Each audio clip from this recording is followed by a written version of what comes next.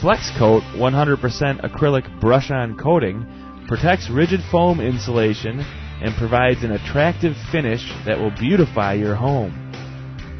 FlexCoat also coats ICF, concrete, masonry block, and drywall. Non-toxic, easy to apply, and available in a variety of colors. For this project, you'll need FlexCoat coating, 1 or 2 nylon bristled brushes, 2-inch sticky mesh tape, a wire brush, a putty knife, a pail with clean water in it, and a rag for cleanup. This video covers FlexCoat application over rigid foam insulation on a foundation. Before using FlexCoat, please note these 3 important application precautions. 1. The surface to be coated must be clean and dry. 2. The temperature must remain above freezing for at least 24 hours. And 3. Do not apply FlexCoat in direct sunlight. First, you'll need a wire brush. Any wire brush will do.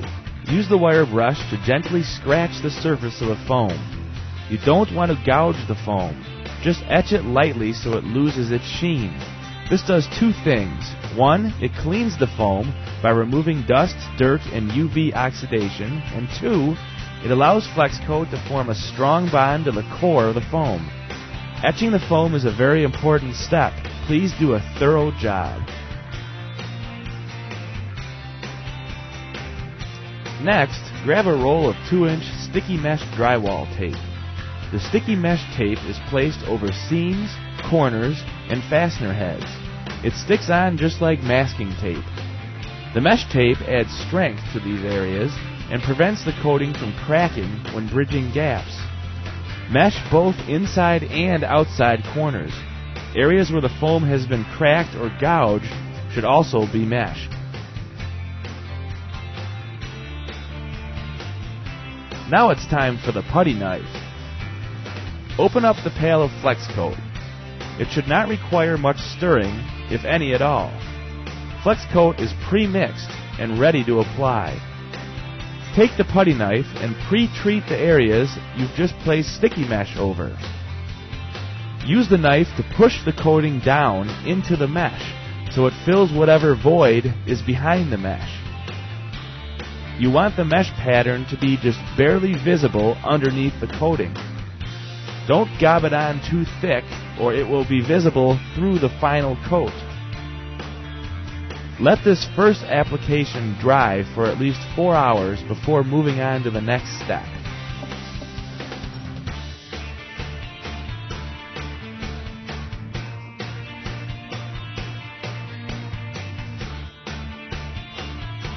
Next, you'll need a brush. You want to use heavy-duty nylon bristled brushes. It's best to have 2 brushes at hand. Designate one brush as a texture brush and keep it clean in a pail of water. Apply a generous amount of FlexCoat to the brush and smear it out onto the foam. FlexCoat is thicker than traditional paint, so it works best if you hold the brush at a 30-degree angle to the foam and drag the coating out along the surface.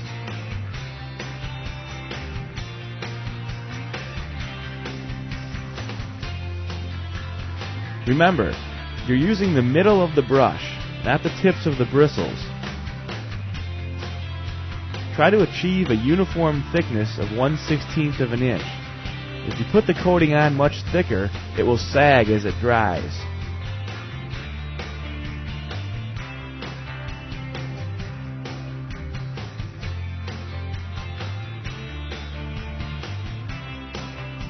It's best to brush out a 5 or 6 foot area and then go back and texture the area right away.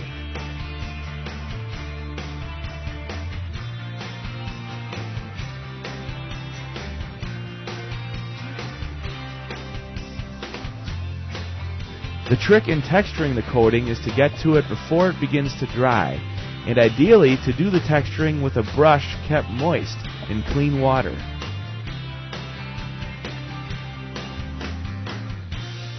The swirl pattern is the most popular texture, but you can also create vertical and horizontal brush stroke textures and even stucco textures using a trowel.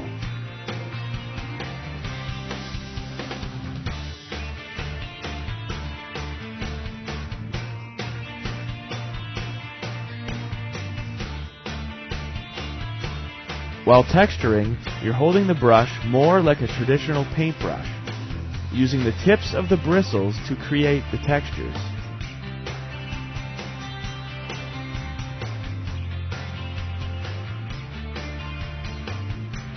You can plan on getting about 80 square feet of coverage per 2-gallon pail.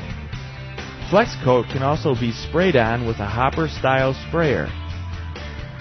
Allow the coating to dry for 48 hours before landscaping or mowing around the area. For additional information on FlexCoat, visit www.styro.net.